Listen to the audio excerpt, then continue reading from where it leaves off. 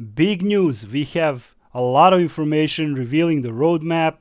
Brett Northon was actually on Twitch, Cryptic Twitch stream, and he actually talked about and showcased the slides that I will show you, the actual how he explained it.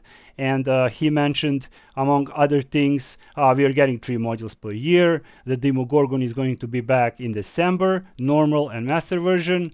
Terramark revealed that next week we're probably going to get the Demogorgon, and on top of all that, they are not working on new class, and that's not going to happen. No monk, no druid. And also, what's important to say, you can watch the entire VOD. I will leave the link in the description before I play the actual roadmap. They have modules up to 2029, so 6 modules ahead, if I'm not mistaken. So for the next 2 years, 3 mods, and he was talking something about the blocks also. Also, he was talking about the actual updating rewards in the Reapers Challenge and other actual Winter Festival maybe, and some other things. So let's check out the new roadmap and what Brett Northon had to say about everything. So let's go and check it out. So hey everybody, welcome to Neverwinter's, and we're going to chat here today about Neverwinter's sort of roadmap a bit here. It's the 2022 to 2023 release schedule. So first off, talk a little bit about how we're going to be handling releases for the upcoming calendar. So we're going to be doing sort of the traditional module releases that you've come to know and love, I guess, about Neverwinter. We're going to do 3 module releases per year. That's our rough target. And I'll say that those modules would be of a typically medium size. When I say medium, I mean that they're probably not going to be as large as, say, M16 Undermountain, but at the same size, they're not going to be as small as probably, say, M17, the sort of Undermountain Part 2, which feature Trial of the Mad Mage and the incursions, etc. So there will still be some, though, slight variance from module to module about what those sizes are. So some will still be a bit bigger than others, but we're generally trying to hit a sort of a medium-sized 3 per year cadence of these modules. It'll vary, again, a little bit depending on where things land, but hopefully you'll see things in a pretty good cadence. And from that, we also want to note that annual releases of these modules will share what we call a block theme. And if you're wondering what a block is, I'll go a little bit more into it here on the next slide. Talk a little bit about blocks. Blocks is a term we've kind of stolen. It's used in Magic the Gathering and a few other kinds of games and whatnot. But blocks are basically a group of modules related by theme or narrative. And the reason why we're doing this mostly is so that we can plan stories across blocks. This gives us the ability, for example, to have some NPCs that may persist across blocks, various story arcs and other things that we can do about it. So that way we can plan slightly larger, slightly more epic narrative hooks or themes that might run across these modules. And we've done this in the past. You've seen this with sometimes like areas of Chult. Even the most recent M18 and M19 had some characters like the Vollenhof family carrying across between the various blocks, etc. And this is something we're going to do with a little more intent going forward, where we're actually going to sit down, plan out a rough arc, a block arc, year plus in advance. So we have at least a loose framework for how we want to approach a series of modules and make sure that we can tie really strong narrative theming around those. However, we still want the modules to be mostly self-contained. We're not trying to do this in an episodic fashion. And specifically, I was asked to add this one, that blocks will not be episodes. It's not like each module is going to be an episode. It's not trying to recreate New Sharandar.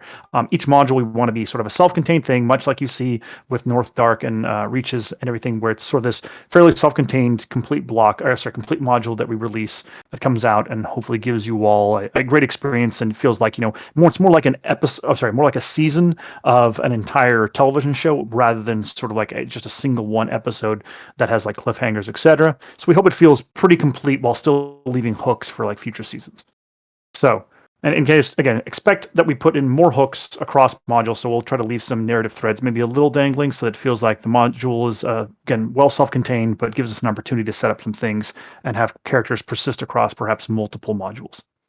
To note, Module 24 and Module 25 will start to showcase a little bit of this approach. These two were kind of a special case. They were written almost as a twin pair of modules because we have Gino Salvatore and R.A. Salvatore working on these modules. They're doing the writing for a lot of our various characters, campaign plots. We're tying them into R.A. Salvatore's new books, etc. And we've already talked about how, in the past, how Module 24 fits into the new Way of the Drow book series, and Module 25 will also fit sort of within the scheme of the new book series and has a very intertwined narrative with Module 24 as well as the Way of the Drow book series.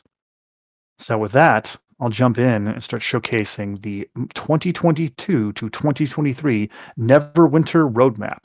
So for a little framing context, we had Rothe Valley come out here in about August. So that was not a module, just sort of a small little content piece. We'd had that in development for a while, and we finally wanted to get it out. We used it as a bit of a prelude that went straight into Northdark Reaches. So Northdark Reaches, Module 24, just came out here in November, and that's sort of our big new module. Hopefully everyone's having a good time with Northdark Reaches and things are going smoothly. And we are already well into the throes of working on Module 25, which will be Neverwinter's next module, slated to come out in March of next year. No spoilers, that's just a generic image, so if you're trying to read too much into it, I'm not dropping any hints just yet. Around the same time that the Module 25 comes out, also the D&D movie, for those of you that are unaware, there is a Dungeons & Dragons movie called Honor Among Thieves. It's got some great trailers online that you can go check out, and I recommend it. It looks really cool. It's got a very kind of Guardians of the Galaxy vibe to it. Good cast, and we're looking forward to it as well. That'll land around the time of Module 25. I'm not implying anything. I'm just noting that there's going to be it should be a pretty nice March for D&D, thanks to the movie's release as well as, for example, Neverwinter's release too.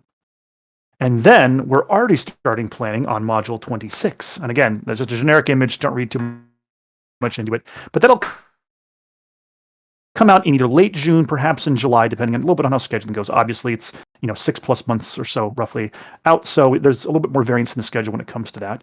But that's the rough cadence you can start to see us developing. You can see Module 24 in November, Module 25 in March, and then Module 26 in, let's say, early July for the sake of argument. We're still going to be running a lot of the classic events that you know and love from Neverwinter 2. For example, we just got done with the Masquerade of Liars. And we do have the Winter Festival up and coming that will still be hitting here in December. And we'll have the Feast of Lanterns, which will show up in middle-ish to early January. It's a very early Lunar New Year, and the Feast of Lanterns is generally tied to the same time that the Lunar New Year happens.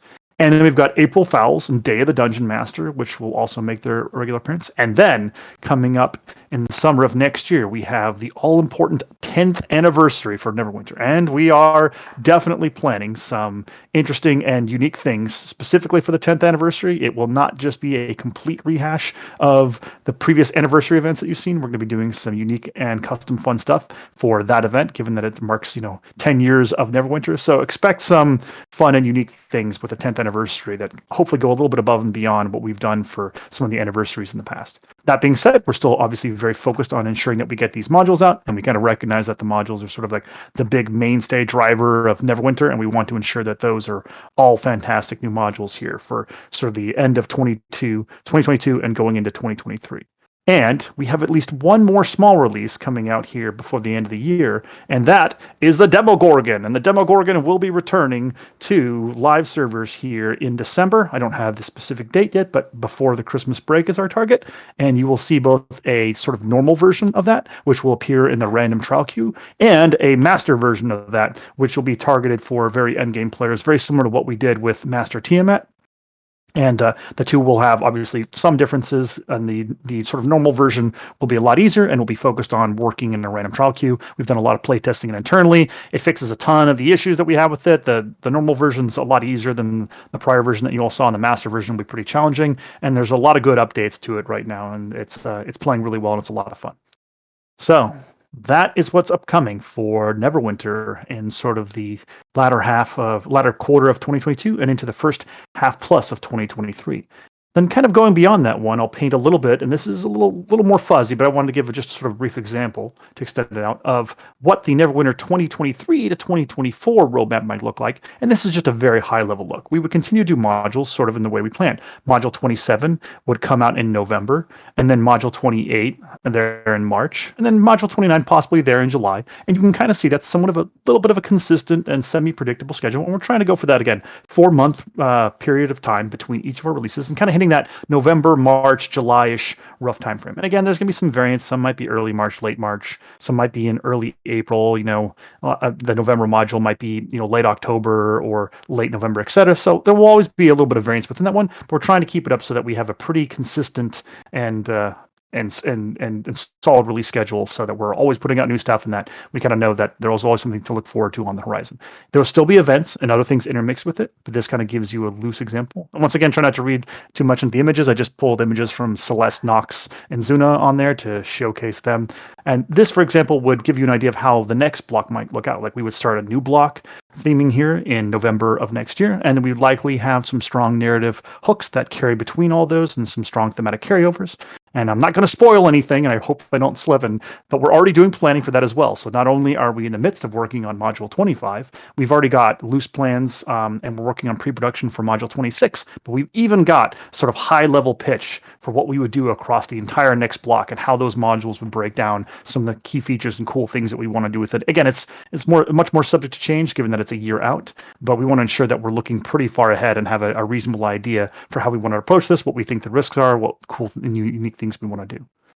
But that is the brief little snapshot of where Neverwinter is at and kind of where it's going from a scheduling and kind of roadmap example.